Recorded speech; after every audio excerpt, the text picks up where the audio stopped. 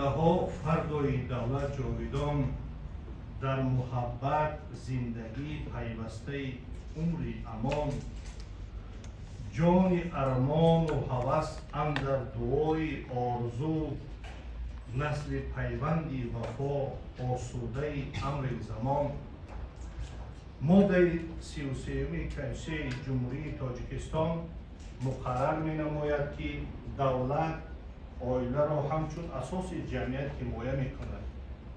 هر کس حقوق تشکیل عائله دارد. مردان و زنان که به سن نکاح رسیدن حقوق دارند آزادانه عقد نکاح بندند. در عائله داری و بیکار کردن عقد نکاح زن و شوهر برابر حقوقند. بسیار نکاحی منع است.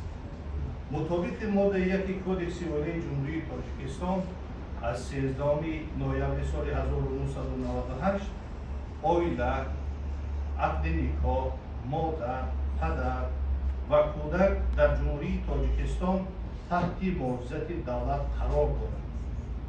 قانونگذاری جمهوری تاجیکستان عاید به عائله با ضرورت تحکیم عائله با بنیاد مناسبت‌های عائلوی در زمینه محبت و احترام یکدیگر، کمک متقابله و مسئولیت همه اعضای عائله در نزد عائله، روانه بودن دخالت بی‌اساس هر شخص به کارهای عائله، تطبیق بی‌مانعی حقوق و اجرای عهده‌داری‌های خود از جانب اعضای عائله و امکانیت‌های حمایه سودی آنها اساس می‌یابد. در اساس ماده 2 قانون جمهوری تاجیکستان درباره روزهای عید از 2 آگوست سال 2011 همه ساله 15 می در کشور ما روز بین المللی عائله همچون روز عید کاری جشن گرفته می شود و به این مناسبت با تشبث مقامات دولتی، تشکیلات‌ها و کلکتیوهای مهنتی چهاربینی‌های جمعیتی و سیاسی و علمی تشکیل و گذرانیده می شود. اگر امروز ما با تعریف این سند نظر افکنیم 15 می در کل جهان روز بین المللی عائله تجلیل می شود. ماهیت این از آن عبارت است که بار دیگر نقش بزرگ عائله در حیات جمعیت تاکید کرده شود.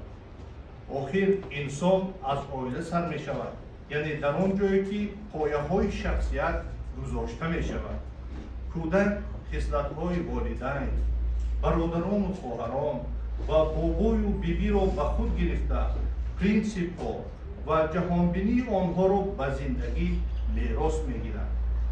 این به افتخار عائله از جانب مجموعه عمومی سازمان ملل متحد با مقصد جلب توجه جامعه به مشکلاتی که عائله‌ها در سراسر جهان روبرو می‌شوند تأسیس داده شده است.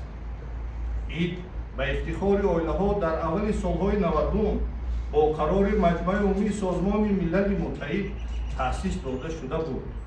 به این ترتیب این سازمان می‌خواست توجه جامعه کشورهای مختلف را به مشکلات خانواده‌های سراسر جهان جلب کند. در برابر این با محاکمه مسائل مناسبت‌های داخلی عائلوی و پروبلم‌های گلوبالی جمعیت خیلی پیشتر شروع گردیده است. در سالهای 80 کارشناسان سازمان ملل متحد توصیه‌های خود را برای رشد جامعه و دستگیری عائله‌ها پیشنهاد کردند و اسامبله گنرالی سازمان ملل متحد از تمام دولت‌ها دعوت کرد که اندیشه و پیشنهادهای خود را بیان کنند. در نتیجه 20 سپتامبر سال 1993 جشن روز بین المللی عائله تأسیس داده شد که بار اول 15 می سال 1994 جشن گرفته شد. گذشته از این در سال 1989 قطعنامه سازمان ملل متحد سال 1994 را سال بین المللی عائله اعلام کرد. امسال 30 سالگی تجدید این جشن برگزار کرده می شود و شما آگاه هستید که همه ساله با موضوع مشخص با رمز معین در تمام دنیا روز بین المللی عائله تجلیل می گردد و امروز من میخواهم رمز امساله سال بین المللی اویله را به شما پیشنهاد نمایم که این رمز افاده کننده بعضی خصوصیت ها است. از جمله در آن دایرچه سبز با عنصرهای سرخ که به قلب زیر بام خانه شباهت دارد. رمز فلسفه این را انعکاس میکند. اویله‌ای که در آن مهر و محبت و احترام یکدیگر حسن فرماست مرکز جامعه بوده انسانی هر مقام و سن و سال را دستگیری کرده میتواند. موضوع این ساله جشن باشد نیکواحوالی اویله و تغییریابی اقلیم است. تغییریابی اقلیم به نیکواحوالی اویله ها تاثیر منفی میرساند. پیش از همه سلامتی اعضایان اویله و از افلاس‌شوی محیط زیست ضرر می‌بیند. علاوه بر این طوفان‌ها، خشکسالی، آبخیزی و دیگر آفت‌های طبیعی اکثر وقت باعث بینوایی و کوچانیدن مجبوری می‌گردد. آفت‌های طبیعی به کشاورزی ضرر رسانیده گرسنگی جهان را به وجود می‌آورد. هر سال سازمان ملل متحد موضوع جشن را اعلام می‌کند که آن روزنامه اساسی چاره‌بینی‌های ادامه را معین می‌سازد. اکثر وقت موضوعهای روز اویله به مسائل تحصیلات کودکان، نابرابری گیمزدی و کمبزاعتی علاقه‌مند است.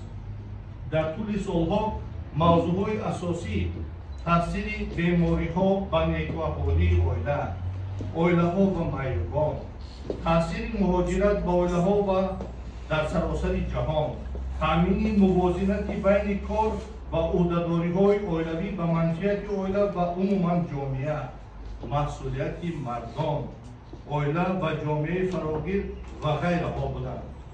در پیام شادباشی خود اساسگزار صلح و وحدت ملی پیشوای ملت پرزیدنت جمهوری تاجیکستان محترم امومعلی رحمان به مناسبت عید قربان سنه 27 یونی سال 2023 تاکید نموده بودند که هر یک ما پیش از همه وظیفه داریم که برای خود، اهل اویله و فرزندان ما شرایط خوب و براحت زندگی، آموختن علم و دانش، از خود کردن کسب و هنر، کسب آموزی و غذای باصفت را مهیا سازیم.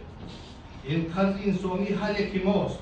فرزندان ما باید علم و دانش آموزند، کسب و هنرهای زمانوی را از خود نمایند تا در آینده بعد سر ما اذیت و محتاجی نکشند، زندگی خود را پیش برده توانند، عمری بابرکت بینند و قرض خود را در نزد پدر و مادر، جامعه و دولت خویش سزاوار و صادقانه اجرا نمایند.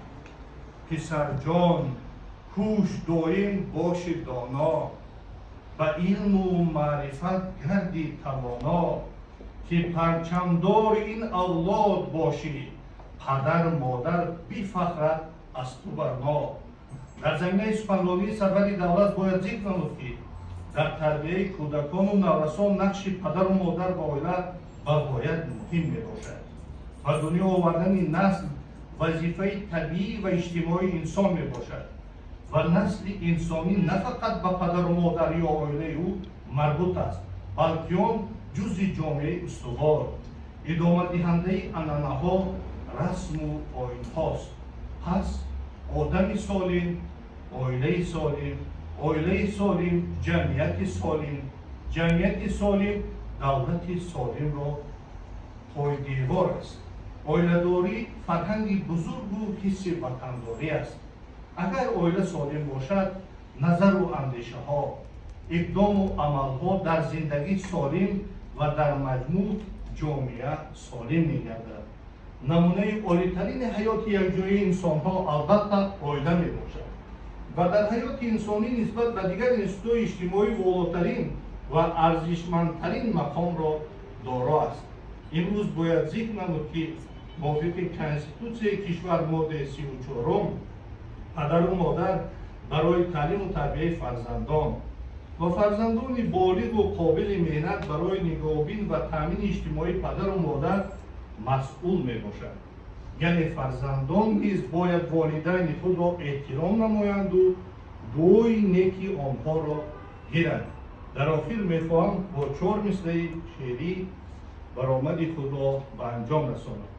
هر کسی گیرد دعای والدین صبح و شام، در دو عالم می شود او بنده صاحب مقام. دولت و دنیا و ثروت هیچ باشد آدمی، والدین ما بوند آسایش و اجر تمام. تشکر.